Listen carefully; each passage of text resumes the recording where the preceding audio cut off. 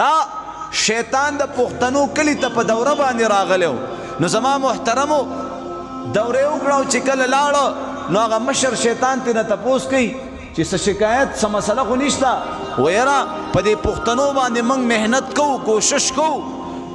دی موږ سره جهنم ته نه ځي وی هغه څنګه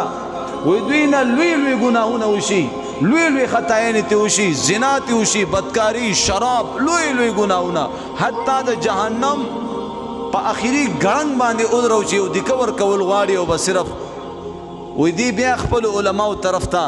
رجوع کی د مسجد امام لاړ شي عالم لاړ شي مولانا صاحب لاړ شي چیرې ما نه داسې ګناه شوې ده په خپله ګناه باندې خجالت وي پیمانه وي نو مولانا صاحب ورته بیا د توبې لار وښیي او هغه پښتون توبه وباسي الله ورته ټول ګناهونه معاف کړي تائب من الذنب کمن لا ذنب له د منبر نه همدا خبره کوي څومره ګناهونه هم کړي دي راشي توبه وباسئ راشي نن هم الله انتظار کوي د خپلو بندګانو یا ایها الانسان ما غرک بربک الکریم ففروا الى الله الله رب العزت زما محترمو د خپلو بندګانو ته आवाज کوي لکه څنګه مور بچی ته وایي بچیا پاپلې پلوالا